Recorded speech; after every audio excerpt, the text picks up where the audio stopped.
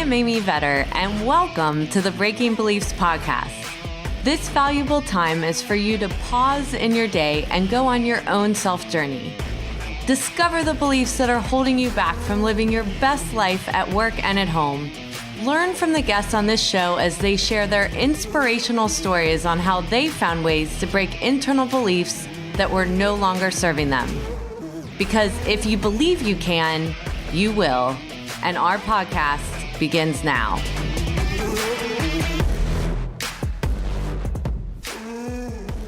Welcome to this edition of the Breaking Beliefs podcast, where I interview Paula Rizzo, who is an Emmy Award-winning television producer, best-selling author, and a media trainer and strategist. As a former senior health producer for Fox News Channel for more than a decade, she produced segments with a range of top experts, including J.J. Virgin, Jillian Michaels, and Deepak Chopra. A media veteran for nearly 20 years, she's also worked in local news in New York City as a producer and coaches experts and executives to perform better on camera and produce their own videos. She is the founder of listproducer.com and the author of Listful Thinking, Using Lists to Be More Productive, Highly Successful, and Less Stressed, and the book Listful Thinking, A List-Making Journey to a Less Stressed You. She's the co-creator of Lights, Camera Expert, an online course geared towards helping entrepreneurs, authors, and experts get media attention.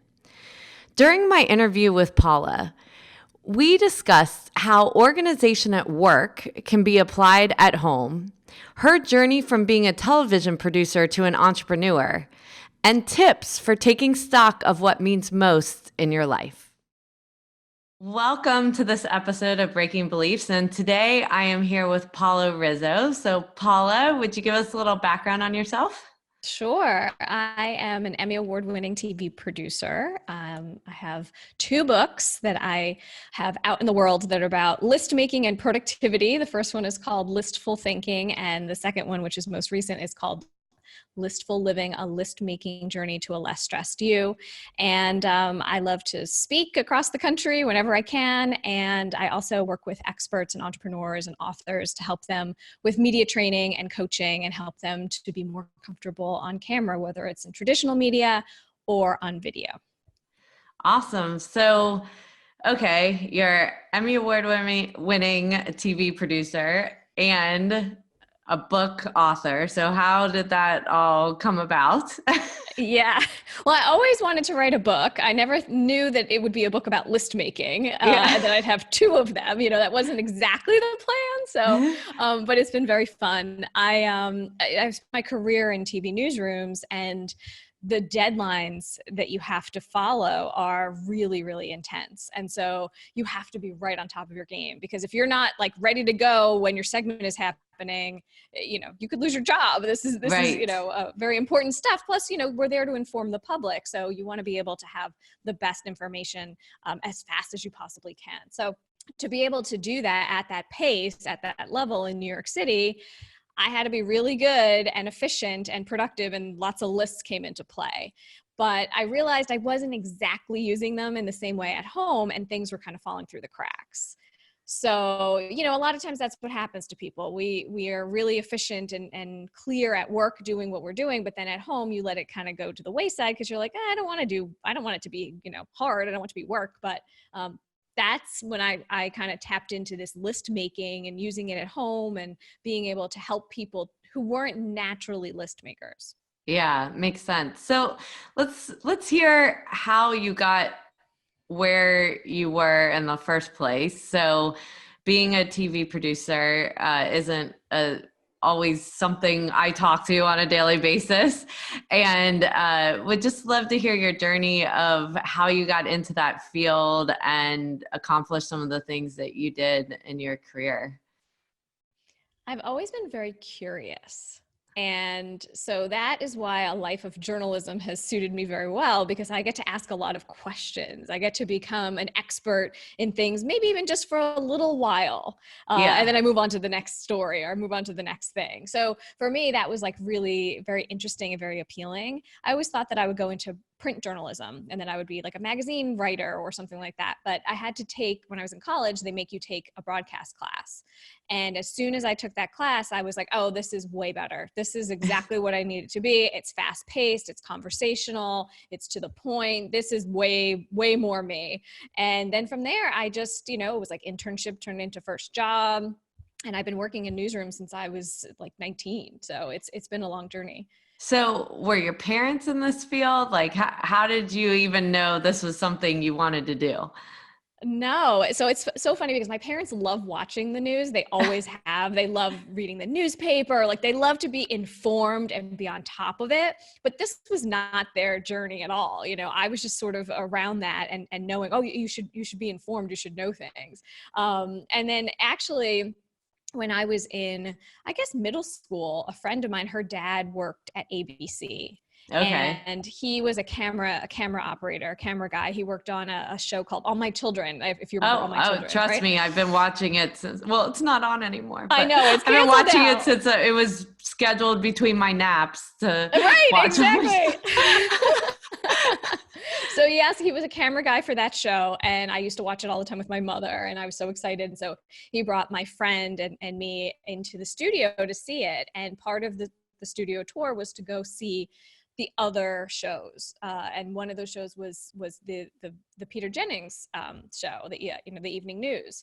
And so I remember going into that studio as a kid and thinking, like, what is this world? This is like so amazing. And seeing Peter Jennings' office, and he had like a row of Emmys, and he kept them in his bathroom, which I always thought was so odd.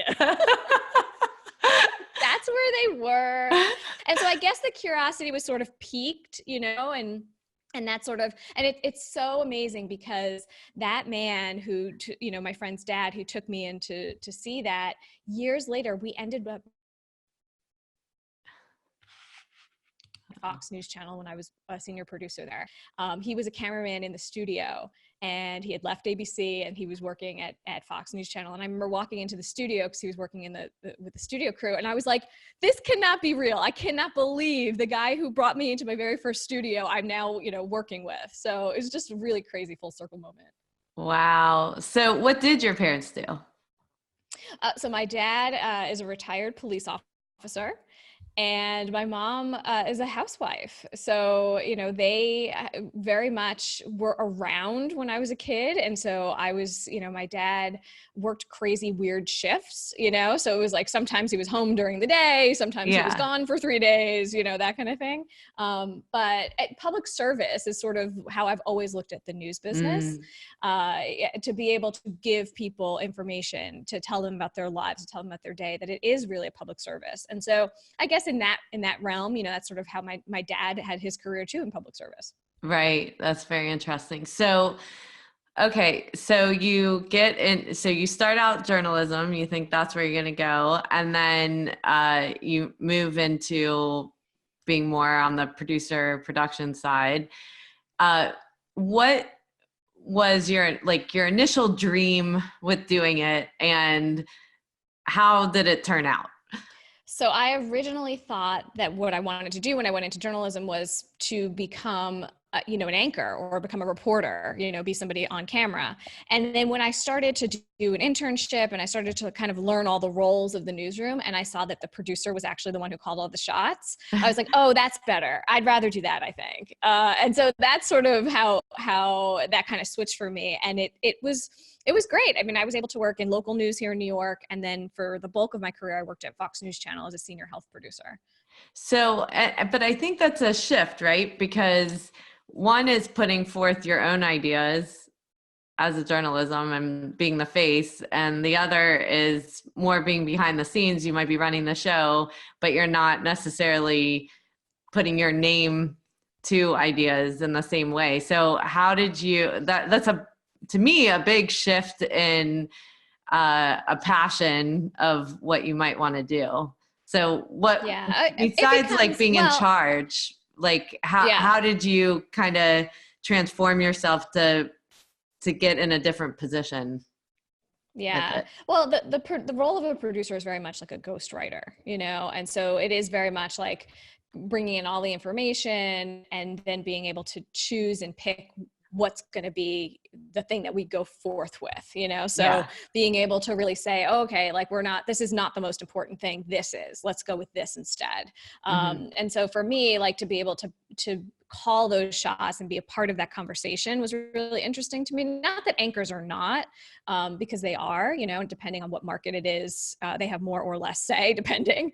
But for me, it was just like, I also really enjoyed the collaborative nature of the newsroom, being able to, you know, have other people that you feed off of. And I found that to be interesting too when I was writing my first book, because it's very solitary. You know, you're writing the book on your own. And I was so used to working in an environment that was so collaborative. Like there are people talking all around you at all times. You have to just zone it out and get your work done. And I was like writing this book by myself in my apartment, like in dead silence. And I was like, I can't call out for a synonym. Like there's nobody around, you know, like that's. That's brilliant. So, okay. Now, when you started going through the process of learning that job, were there any times where you thought it should go a certain way and you clearly learned that was not the right direction, or you had to learn to pivot the next time that you had that same experience?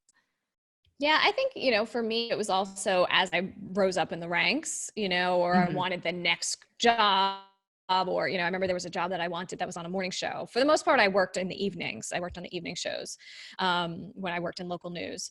But there was a morning show job that I really wanted because it was a level up, you know. And I remember I went and I did a trial for 2 weeks because it was at the station I was working at. And I thought, okay, well, I'm definitely going to get it. And I didn't get it. I didn't get the job. And I was so bummed. And I was like so disappointed. And I thought, you know, maybe this is not what I want to be doing. Maybe I should be going in a different direction, or, you know.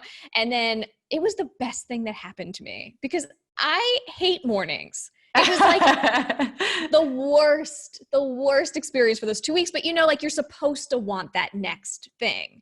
Right. And so I did get promotions and I went to other stations and I ended up, you know, doing really well. But I remember that being like really crushing for me, thinking like, oh, maybe I shouldn't be doing this. And then looking back and saying, oh, I'm so glad that didn't happen, you know?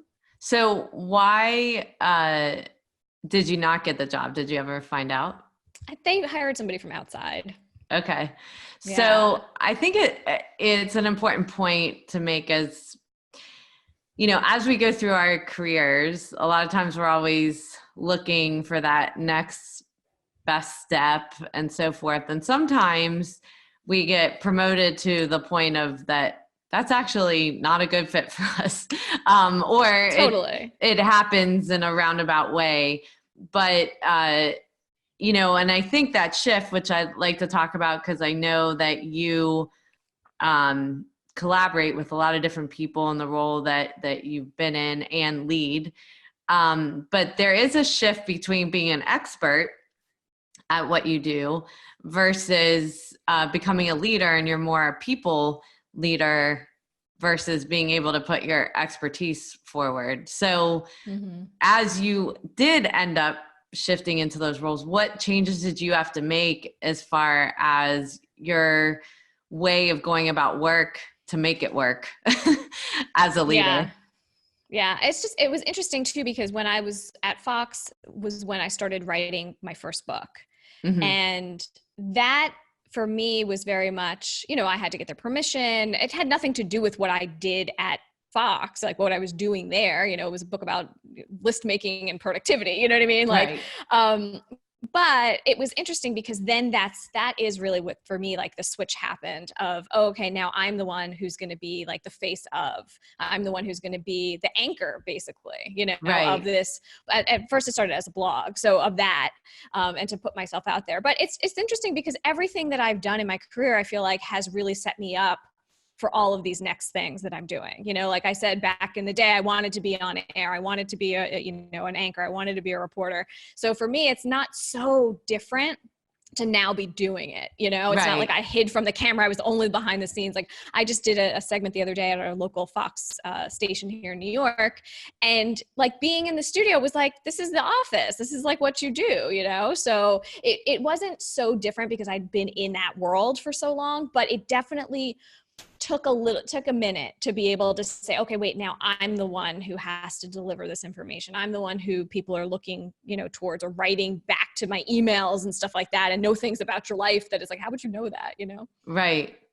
So I think what I'm trying to get to though, as a leader, um, you know, so when you were at Fox and you got elevated to that, and to make like Emmy Award winning show, that I would love to hear how you did that, but how you had to shift as a person in order to lead versus being at other levels that you were at prior to that position. Mm-hmm. Yeah.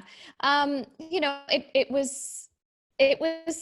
mean, it was interesting because a lot of times when I was working, I was in an environment where everyone was equal. And then I got bumped up because I was the one who raised my hand, and I was the one who's saying, hey, I can do this. Hey, look, I've already been doing all of these extra things that, you know, like a senior producer would be doing.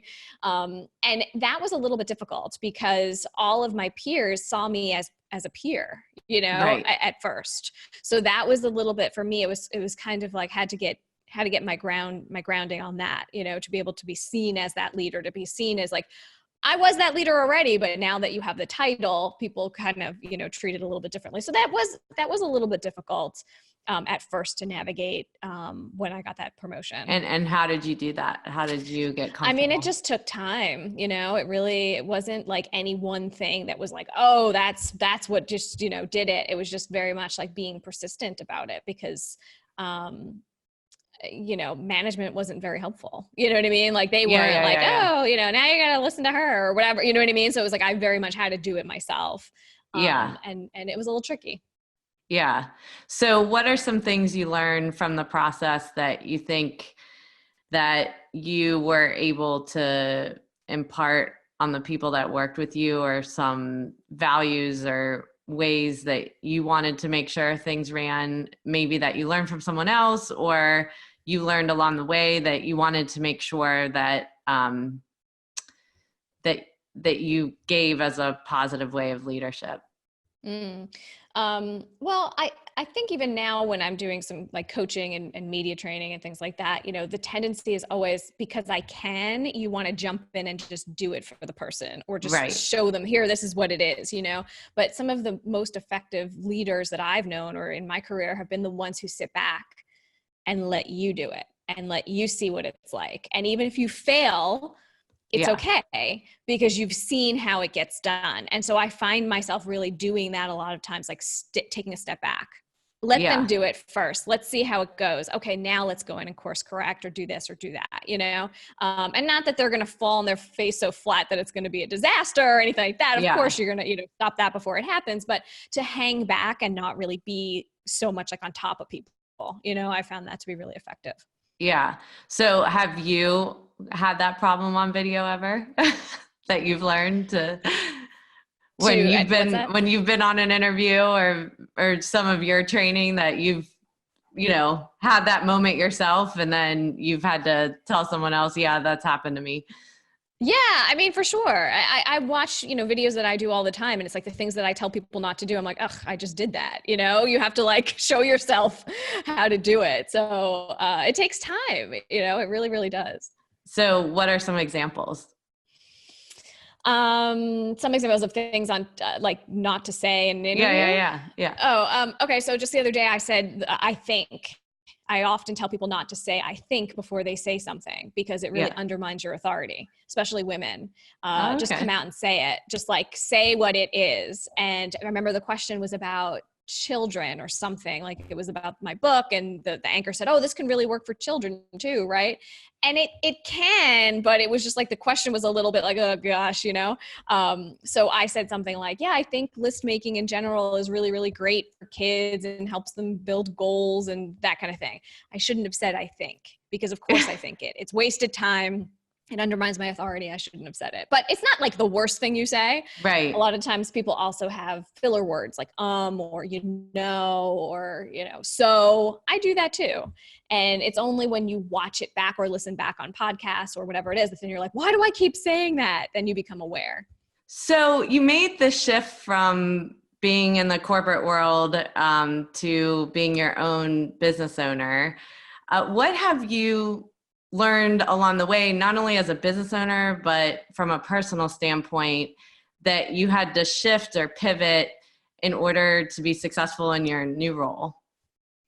The hard thing is that when you have a really successful career and you're used to being really good at something, when you leave that and you go somewhere that you're not that good at it yet, it really shakes you up, Yeah. So things like, being a business owner, you have to then do everything, right? So you're doing the sales conversations, you're doing all the marketing, you're doing everything. Right. And as somebody who's worked, in one area, I knew how to do my job really well, but then it really uncovers all the stuff you don't know. Right. And, to get to a point in your career where you're, making a lot of money and you're successful and you're happy. And, I left my job not because I was unhappy. I left my job because I was ready for the next thing. I wanted something else. And so it was a good time for me to shift and do it. And it made sense. But then it really was like, oh gosh, I can't believe, I'm trying to get bring on clients or whatever. And it's so difficult. Why is this so hard? It's like, oh, because you never learned any of this, So you have to kind of take a step back and learn new skills, which I find fun. I enjoy that, but it does give you a little bit of an ego hit, so that, that all of a sudden you're like, I was so good at this and now I'm not. So what was the decision point of why you wanted to start your own business? So like you said, you were happy with your career. What gave you the confidence or this is the moment that I want to do this? Yeah, I'd been thinking about it for a really long time, and I always had a side hustle. I was always doing stuff on the side. I had, written my first book. I was doing some media coaching on the side. I had a course already. So it wasn't like I was just going to quit and then decide what I was going to do, Right. I had already started sort of doing it, and it got to the point where then my full-time job was getting in the way a little bit. Because it was okay, I can't say yes to that, speaking engagement because I have to be at work. I can't, you know what I mean? So it's like the thing that had really fueled my career for so long and helped me was now hindering me. Right. And so at that point I was like, all right, I have to make the move and see what it is. But I did it very slowly. It wasn't like, I'm a planner. So I was like, the finances, make sure I have enough money, make sure. Yes. I've had my list. It was even when I left, I'm pretty sure I gave them 3 months notice or something like that. And even when I left, they were like, are you still here? You know what I mean? So it was a very, for me, I needed that to kind of slowly back out because it was bittersweet. It's not that I disliked it. It's just that it was time for something else and something new. And I needed to jump out and see what would happen. And it's been 2 years since I left. Yeah. So when you say, and I think this for many business owners, you're everything, in the beginning, especially. So how do you learn those skills when you've never had? I mean, because a lot of times we go into a business because we're excited about the idea of the business, but all the back end stuff we're not prepared for. Yeah. Or you don't even know that it exists, that you're gonna, how do you run a credit card? I don't know, you know what I mean? How do you do so it takes a lot, for me, it was a lot of, I have a very good entrepreneurial network, of friends that I could ask, or I could say, hey, how did you do this? Or how did you do that? So that was really helpful, which I had sort of set up that network beforehand. But I also started taking some classes, I joined a mastermind group that was all about sales and how to get clients and how to, speak to get clients and that kind of stuff, and things that I didn't even know people were doing that, Right. So I needed that exposure. For me, it was almost like, okay, now I'm going back to college in a way. I'm learning these other skills that I need to learn. And then also just getting some of the stuff, understanding and knowing I don't want to learn how to do that. I got a bookkeeper because I was like, I don't need to learn how to do all these things. Like I can watch him. He can tell me what I need to like record. I'll be, very organized about it, but I don't need to be doing all these numbers every month. So that for me was a really big lesson too, of what you will pay for, what are you investing in? Yeah, I think it's really important to know what you're an expert in, what other people are an expert in, and make sure you're not putting yourself in a place where you're not necessarily the expert. So making this change in your life, whether you came from, the corporate world or as a producer and now coming into a business owner role, what kind of impact has that had on the people around you or yourself, like learnings about yourself as well that might impact on your day, the people that you care about, your coworkers, and so forth? Yeah. My husband and I, it's interesting because now I work from home. Yeah. And so that's like a whole other different dynamic because, you're used to sort of like going to work and doing your thing. And now you're like in tune to literally everything everyone does at all times because it's like, oh, I have to be on this call at this time. And, and so it's just kind of interesting, but it's given us a lot more freedom to be able to just like jump up and go do, we want to go on a trip. We want to go do this. He still has a regular traditional job where you have to take time off and things like that. So it's not so exciting. Like, it's not like we can just go, go to Paris whenever we want, but we try to as much as we can, cause I'm not being held back by that. So I find that there's more freedom. I do get to see or build in some more time to see my family, and to do things that, like it's on a Tuesday at 2:00. It's not a big deal.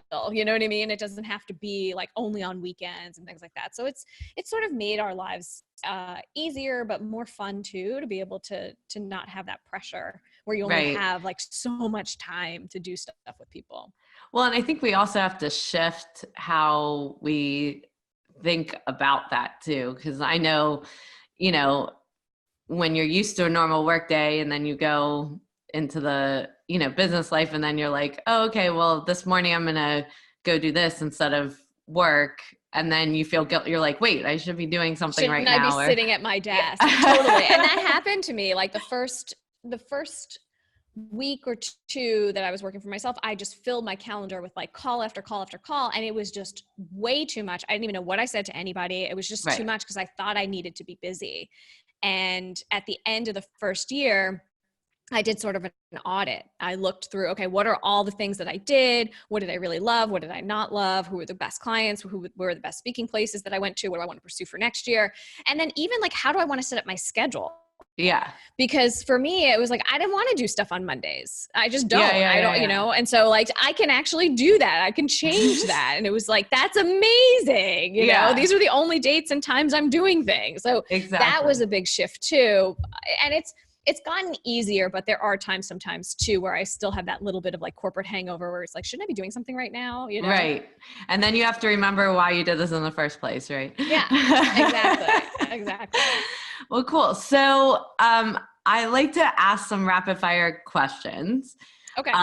And you pick a category. So family and friends, money, spiritual, or health. Let's pick health. Okay. All right. So in health, things or actions I don't have that I want. Things or actions I don't have that I want. Regular massages. I do not have those right now, but I would like those. All right. So things or actions I do have that I do want. Meditation. I do meditate 10 minutes every day. Good for you. And what time of day do you do it?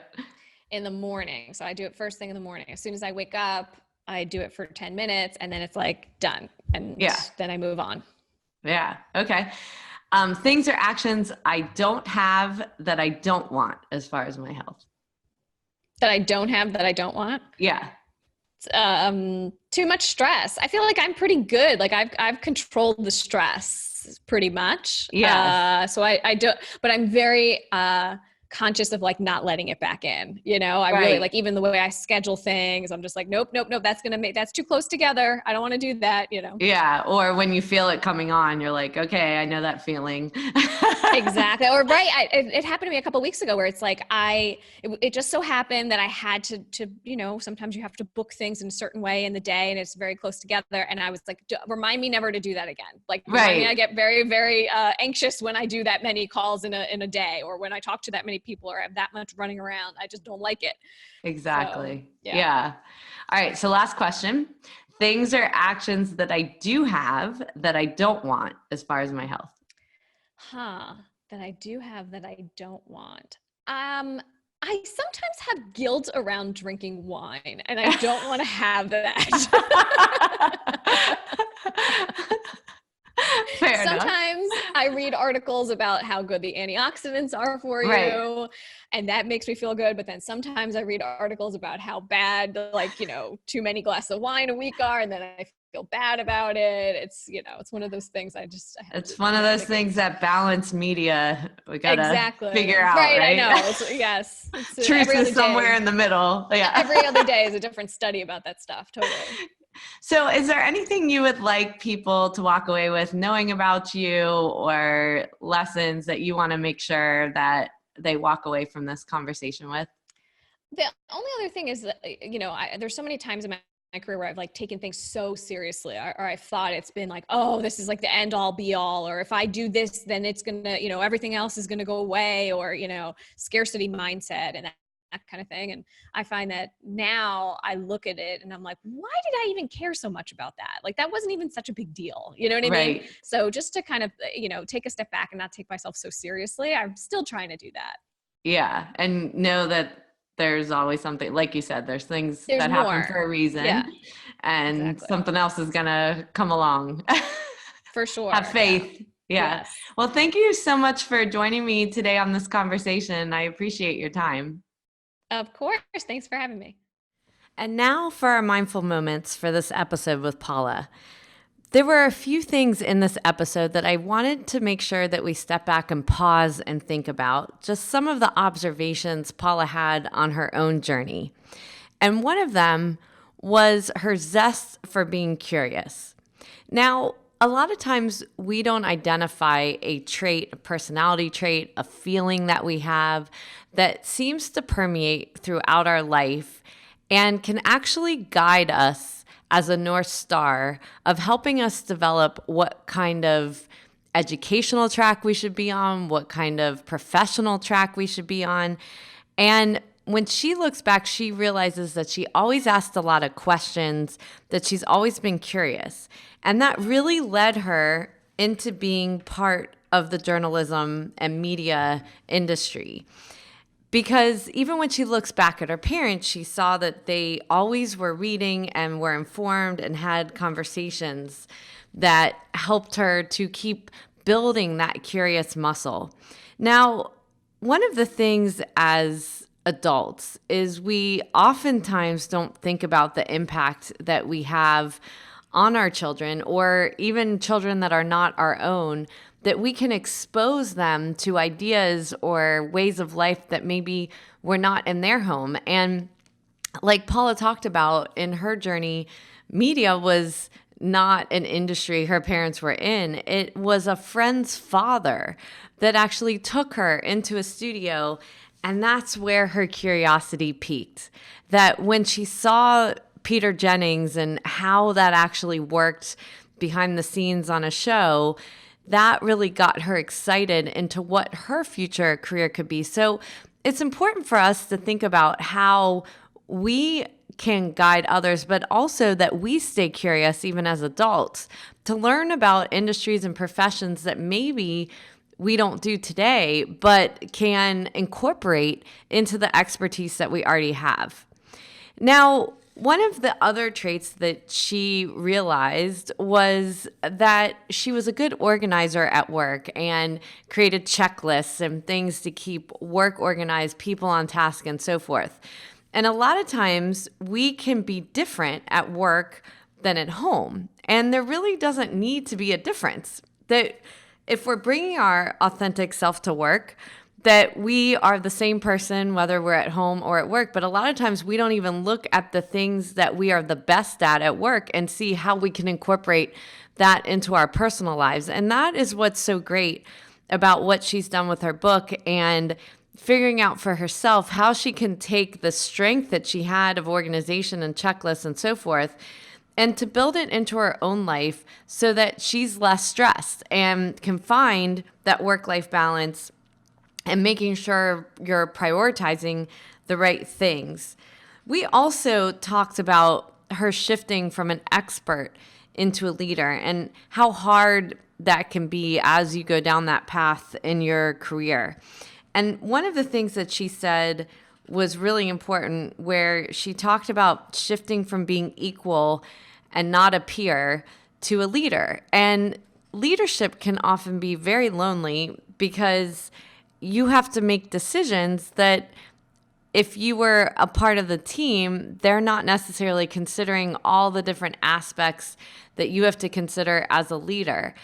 And it's important to allow yourself on that journey to learn how to be a leader, because a lot of times we get promoted because of our expertise, but not necessarily because of our people skills and how to lead.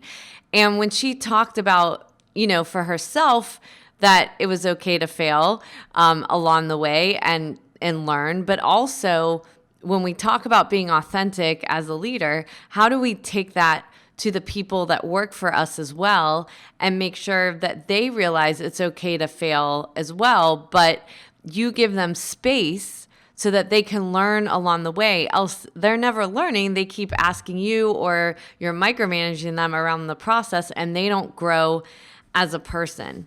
Now, another area that we talked about was shifting to entrepreneurship from being in corporate. And a lot of people go down this path. And I think it was important when we talked about how hard it is to move to entrepreneurship, that when you've been really good at something in the corporate world and now your finances are on the line and you've really got to show yourself that you can do this. And it's having the confidence to be able to put yourself out there. That's a really big thing, because things are not going to go perfect. And I tell entrepreneurs this all the time, that whatever plans that you had, it's going to be something completely different than what you thought as you go down the path of having a business.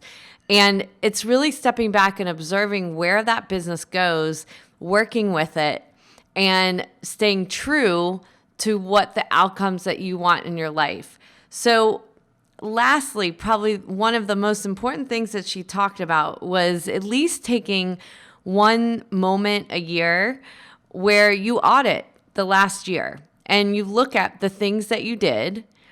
Were they productive? Did they generate what you wanted to generate from those activities? And did they create delight within you to do it? Because sometimes we can be doing things without realizing that we're really not enjoying it.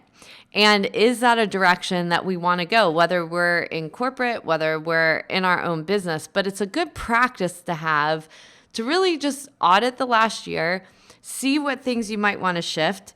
And if you didn't have enough time for yourself, making sure that you set the goals and be good with how you're going to make sure you do that, whether you calendar it, whether you make a list or so forth, to ensure that you achieve how you want to feel in order to be better for the people around you. Thank you for taking the time out of your day to listen to the Breaking Beliefs podcast. I hope you will take a moment to pause before entering back into your day to reflect on this podcast and note 1 to 2 actions you are inspired to do from today's conversation that you could incorporate into your life. To read the full blog and listen back to this episode or any other, you can find them at www.amyvetter.com/Breaking Beliefs podcast and related videos on my YouTube channel. For daily inspiration, follow me on Instagram, Twitter, Facebook, and LinkedIn at Amy Vetter CPA. I hope that you will choose to like this and subscribe to this podcast on iTunes, Spotify, and more, so that you can join us for more inspiration on our next episode.